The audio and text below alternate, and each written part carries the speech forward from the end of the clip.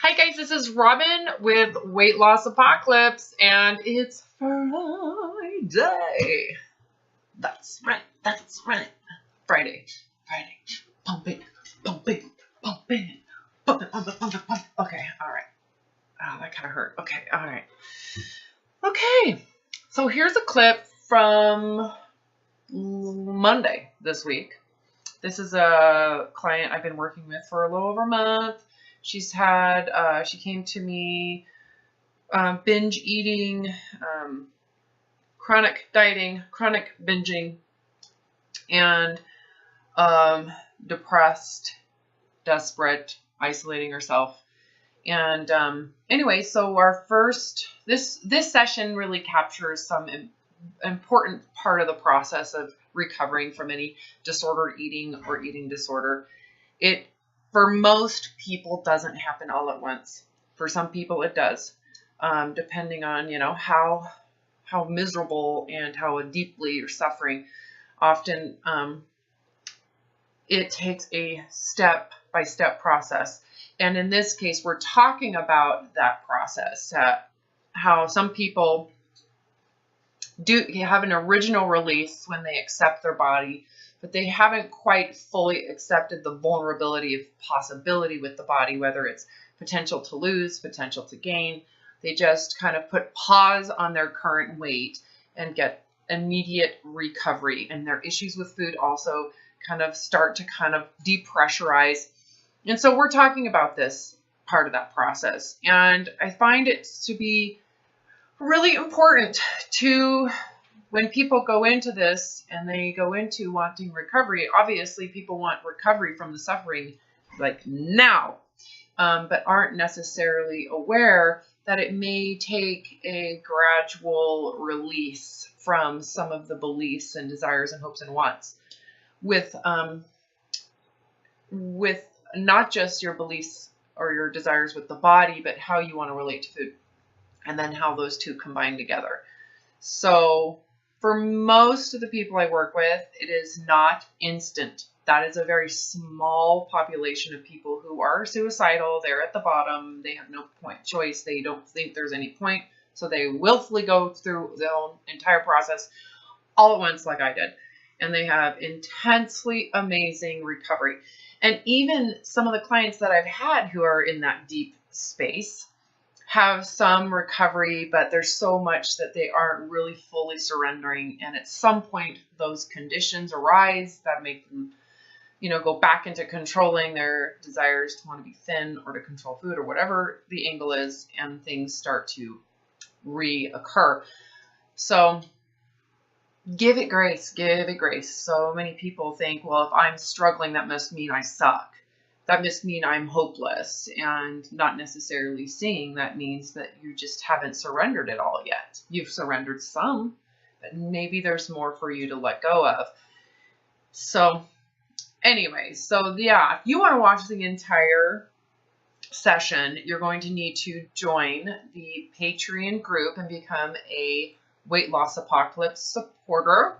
The minimum donation, monthly donation, is $5 a month, and you will have access to, there's like over 400 YouTube videos in that Patreon account that I post over the course of 2 years, but my current YouTube videos are up and running, and those have more relevant information in regards to the books that I will be publishing this year. So like to work with me, the link to my website is below. You'll need to fill in the consult request form. I am taking new clients right now. We'll start with a consultation and go from there. So you can work with me. Go to the website below. You want to see my most current YouTube videos and have access to the over 400 that are in there. Join Patreon and become a patron. That link is below as well. So, all right, enjoy.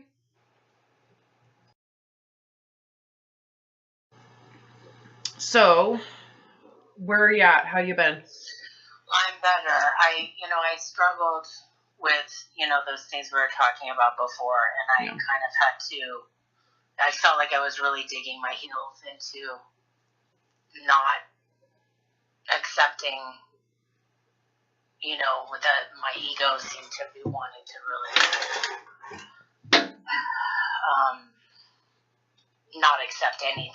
know what I mean? Mm-hmm. So I really had to sit and face it for a while, and I feel better. I feel like I went to kind of the other side with it.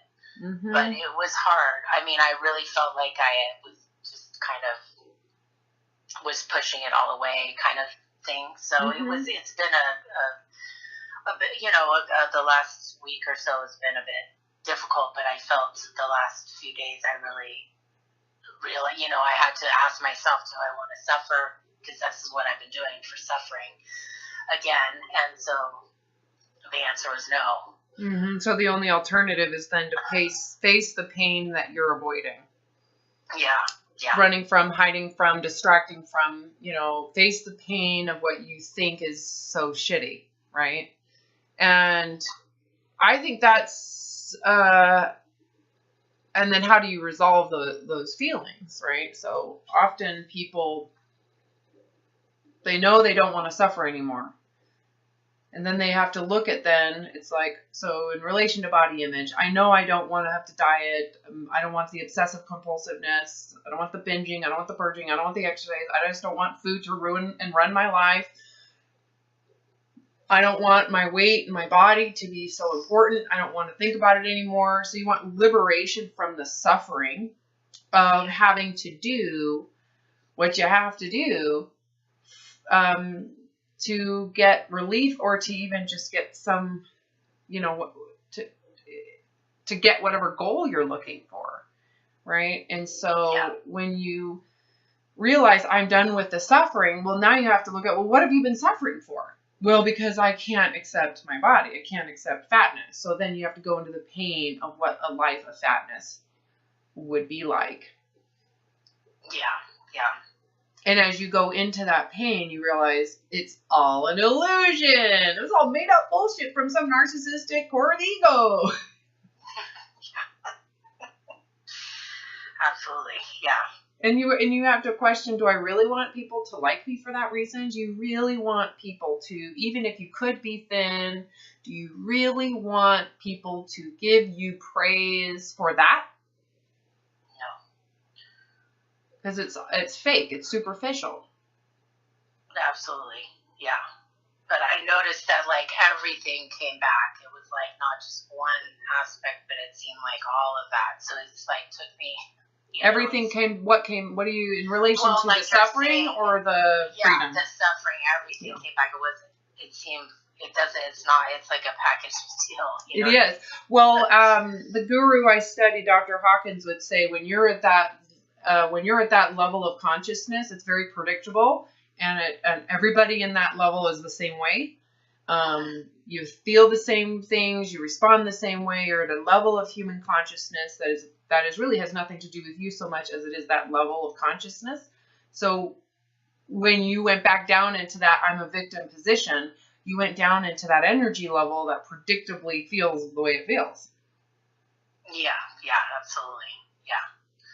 And it feels like you're so low that it's hard. You don't feel like you can get out of it. Right? It's so true. Well, not questioning, because you're not questioning. You're not questioning, and that's the beliefs. For a while. Yeah.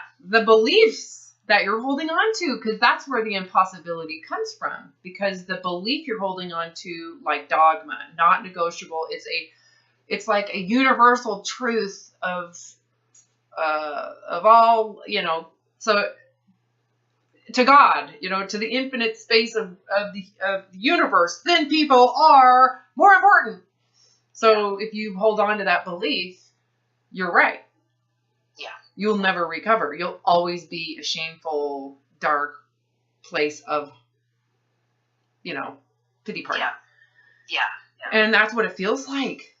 Yeah. I know. I've been there. It feels like I will be permanently in a state of depression and self-loathing because that belief is true. Yeah. So the only way to come out of that is to question the belief, which is really unraveling the dogma. Because dogma is a belief that is not to be questioned. You're to just believe it's true. No questions asked. Yeah. So when you start actually asking questions like, well, is that really true if I have to live in an obese body? Is it really true if given the freedom of not caring about it, or not having to fix it, is it really true that my life will be permanently in hell? Because the life you're living in, trying to avoid those things, is in permanent hell. You're in hell. Yeah. Which hell is worse, the hell of suffering or the hell of pain that you're avoiding? Yeah. So that was something I know for me, it had to be very clear. And it sounds like that became very clear to you this week. If I don't stop, if I cannot accept this weight gain or my weight as it is, I have to suffer. What's the alternative? Is there an alternative to maintain that concept of thinner supremacy? Thinner, it doesn't even have to be thin anymore. It could just be thinner. Yeah, it doesn't matter. It doesn't. Yeah. So you cannot gain, which is still a form of thinner, right? Yeah. And so if you hold on to that and you hold yourself to it, is suffering, is there an alternative to suffering? No, there's no alternative. You have to continue to do what you've been doing. You have to devote yourself to food restriction. You have to do it diligently. You have to constantly maintain your eyeball on your weight or your size. You don't really get your freedom anymore. Then there's always that kind of primal anxiety that you'll always have, because you're actually triggering that, first hierarchy of need psychologically, which is the desire to feel safe with food. So inherent to thin supremacy is food is dangerous. So you'll kind of always have anxiety underneath it all permanently forever until you die. Yeah. Or until you let go of this belief system. Mm-hmm. So you come to that divide in the road, right? Where it's like, I can either keep on doing this, going this direction, which always goes in circles. I just always come in circles. It does. Mm-hmm. Yeah. For sure. Yeah. Or I go or I just leave this map altogether. And the risk of doing that is that your body's going to be what it's going to be, and people's opinion about it is going to be what it's going to be, and you're not going to care, control, or even make it important anymore. Yeah. The risk of that, based on the current model of brainwashing or programming around it, is no one will love you. That's what we're taught. Yeah. If you are not thin, you are worthless, and no one will love you. Yeah. Yeah, that's the main. That's the main program. Yeah. Or you'll die. Yeah. Yeah. That one makes me giggle. Ridiculous, yeah. But yeah. That's painful. Yeah, I think it was. Sorry, go ahead. I just said that's painful. It's a painful human experience to be rejected and abandoned and disapproved of and made to be seen as inferior. That's painful. That's a painful human emotion. But if it is true and you allow it to happen humbly and willfully, what happens to your triggered reaction to avoid that experience? And it just goes away. Yeah, you no longer are run by that. Yeah. So someone like myself and anybody else who's kind of become aware or experienced this awareness, it's like a no-brainer to be I'd way much rather be rejected. Are you kidding me? You reject me right now. You can hate me all you want. That is so great and easy compared to the suffering of hell, trying to be a slave to an opinion or a dogma. But it takes the willfulness to actually go through it, even if it's not literally, but the willingness to be rejected and abandoned and disapproved of, to just tell the truth about who you are, which is, I'm fat, I'm inferior, I'm not smart enough. Those fears of being seen as inferior are really what they all symbolize, essentially, is inferiority. The willfulness to come out as an inferior person and to be okay with it. It's like telling the truth. That's the key, right? Yeah, absolutely. That is the main key, and that's what that you in your heart don't believe it is worthy of shame, because you're a good person at the heart, and if that's not good enough, then what is? You know, so that willingness to do that, once you kind of open yourself up to that, it's almost as if you become, you repel programming. Yeah, it just become, exactly.